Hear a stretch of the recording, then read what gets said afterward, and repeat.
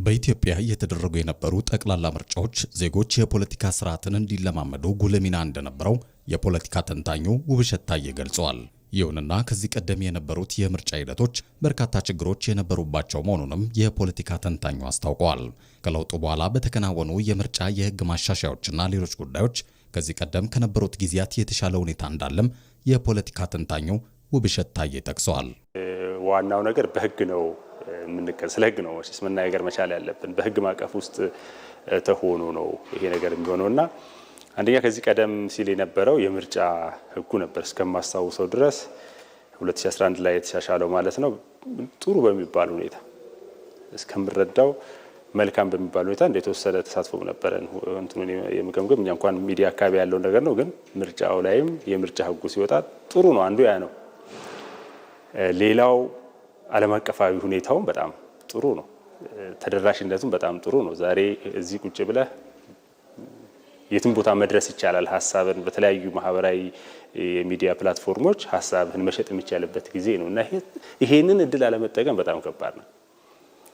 ከታወቀበት 3 መስመር ጽፈህ ብዙ ለውጥ ማምጣት የሚቻልበት ፖዚቲቭሊ ማለት ነው። ዝም ብሎ ለማጥፋትና ሌላ ነገር አይደለም እና ይሄ በጣም ትልቅ እድል ነው። ይሄንን የዘመን በረከት አለመጠቀም በጣም አስቸጋሪ ነገር ነው ብዬ ነው የማስበው። ምርጫ ሲደርስ የፖለቲካ ፓርቲዎች የሚያደርጉት እንቅስቃሴ ህብረተሰቡ ፓርቲዎቹ ያላቸውን አቋምና አቅም ለማወቅ እንቅፋት በመሆኑ ቀደም ብሎ ስራቸውን ማከናወን ላይ በትኩረት ሊሰሩ እንደሚገባም የፖለቲካ ተንታኙ ገልጸዋል። ሰርገኛ መጣ በርበሬ ቀንጥሶ አይነት ነገር ደግሞ እመለከታለሁ።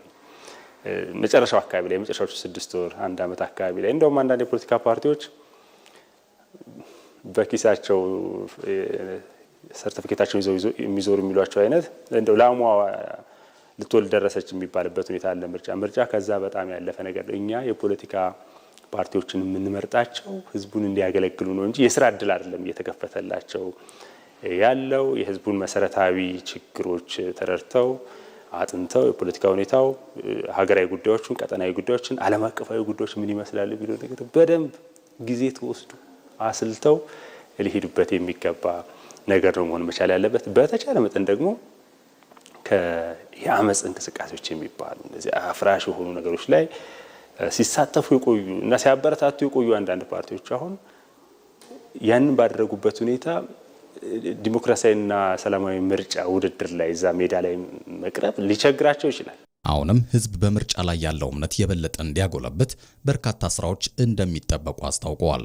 ገና ያልተሻገርናቸው ነገሮች አሉ። በነገራችን ላይ ፖለቲካን ከኤሌክትሪክ ጋር ማያያዝ፣ ምርጫ በመጣ ቁጥር የታለፈበት የእስር ሁኔታ የጠፋባቸው አጋጣሚዎች ነበሩ። ብዙ አእምሯችን ውስጥ ብዙ ነገሮች አሉና ያ ነገር እንደማይደገም ማሳየት መቻል ያስፈልጋል።